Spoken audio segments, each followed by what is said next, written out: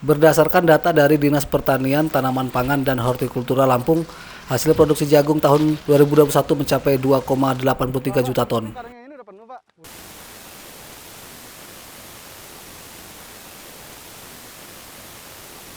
Jumlah tersebut naik 5% dari musim panen tahun sebelumnya, dengan luasan lahan hingga 474,9 ribu hektar. Capaian itu menempatkan Lampung pada peringkat 3 nasional, setelah Jawa Timur dan Jawa Tengah sebagai daerah yang memproduksi jagung terbanyak.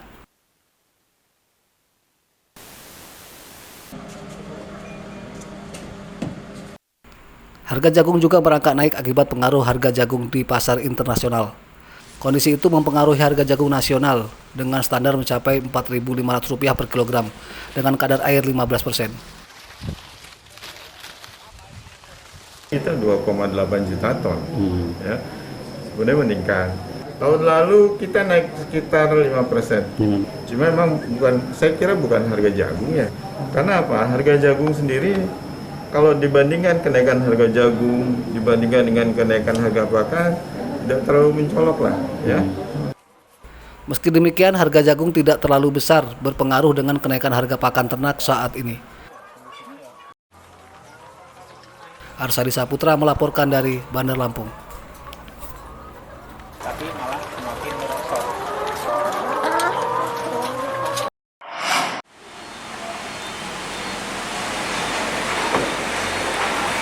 Pemerintah Kota Bandar Lampung menargetkan pemasukan asli daerah atau PAD dari sektor KIR kendaraan angkutan barang melalui Dinas Perhubungan sebesar 1,5 miliar rupiah.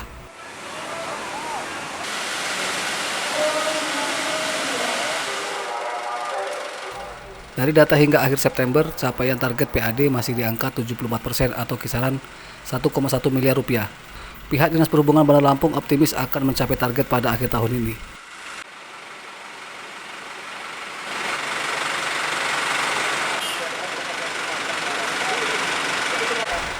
Capaian target PAD dari sektor KIR kendaraan ini sempat terkendala oleh pelaksanaan PPKM darurat dan PPKM level 4 pada bulan Juli hingga Agustus lalu.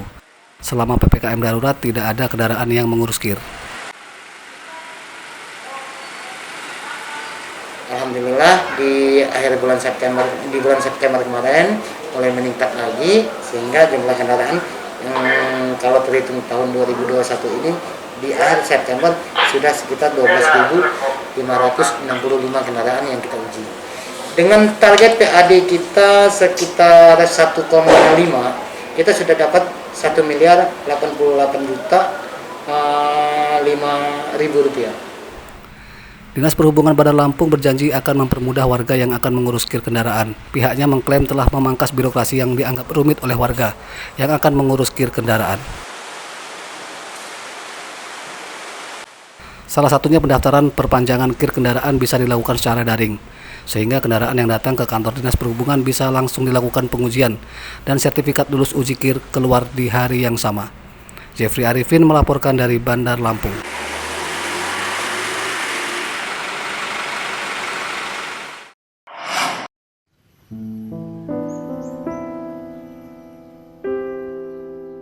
Belasan tahun menderita sakit lumpuh dan hidup dalam kemiskinan, Musbiyanto, warga Desa Dwi Kora, Kecamatan Gunung Agung, Tulungagung Barat, tidak pernah tersentuh bantuan pemerintah sama sekali.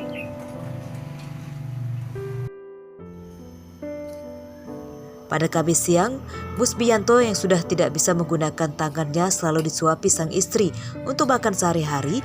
Ia juga sudah tidak bisa mencari nafkah untuk keluarganya dan hanya mengandalkan bantuan tetangga.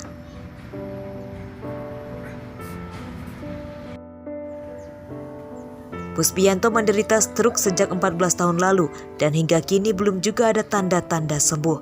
Meski sudah berobat ke beberapa tempat dengan biaya seadanya lantaran tak mampu membeli obat dari dokter spesialis. Selama itu ia hanya bisa duduk dan untuk jalan harus dibantu orang lain.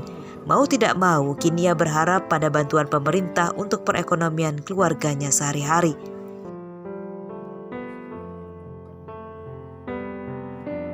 Bapak ini sakit dari tahun berapa, Pak? 2007 hingga sekarang kurang lebih 14 tahun. Terus Bapak berobat ke mana aja? Ya ke dokter, ke puskesmas, ke alternatif, dan lain-lainnya. Bapak berobatnya pakai BPJS atau mandiri, Pak? Ya mandiri, sebenarnya BPJS yang nggak punya, apalagi KTP nggak bisa bikin. Ia sulit mendapat bantuan karena tidak bisa mengurus administrasi kelengkapan kependudukan lantaran tidak bisa bergerak. Ia meminta pemerintah jemput bola untuk membuatkannya KTP atau BPJS Kesehatan. Mustaqim melaporkan dari Tulangbong Barat.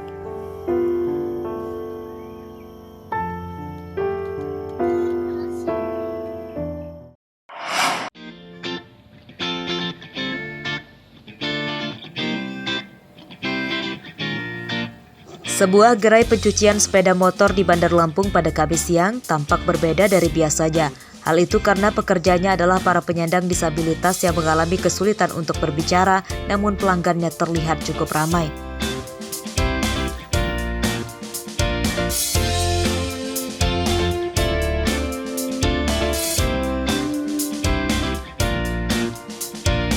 Dinaungi organisasi Gerakan untuk Kesejahteraan Tunarungu Indonesia atau GERKATIN, sebanyak 12 penyandang disabilitas tunarungu ikut ambil bagian dalam pekerjaan cuci motor di Gerai Cuci GERKATIN Bandar Lampung.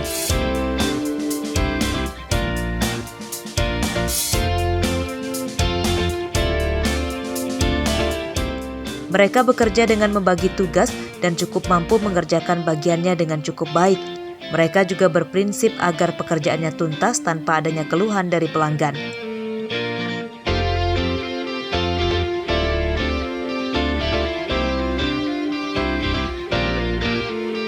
Berkomunikasi dengan caranya sendiri tidak menjadi kendala bagi mereka. Bahkan tempat itu bisa dibilang menjadi wadah berbagi ilmu dan pengalaman.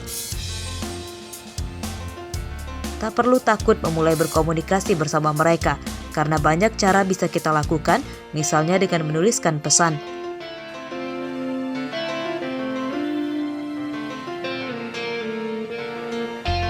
Seorang pelanggan mengaku cukup puas dan selalu memilih tempat itu untuk mencuci motornya.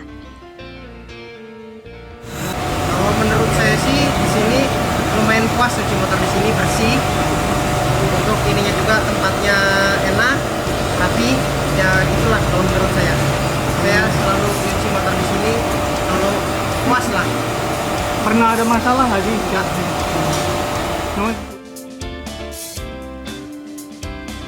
Upaya memberdayakan para penyandang disabilitas dari komunitas GERKATIN Lampung telah berjalan sejak 6 tahun lalu. Kini usahanya bahkan sudah mengalami peningkatan omset. Tujuannya sih untuk membuat lapangan pekerjaan untuk mereka, untuk lebih menyambung hidup. Yang kedua, lebih memberdayakan lagi dari GERKATINnya. Udah itu aja.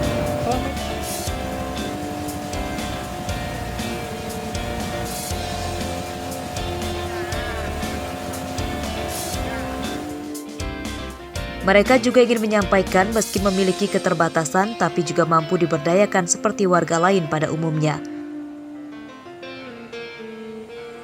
Andri Kurniawan melaporkan dari Bandar Lampung.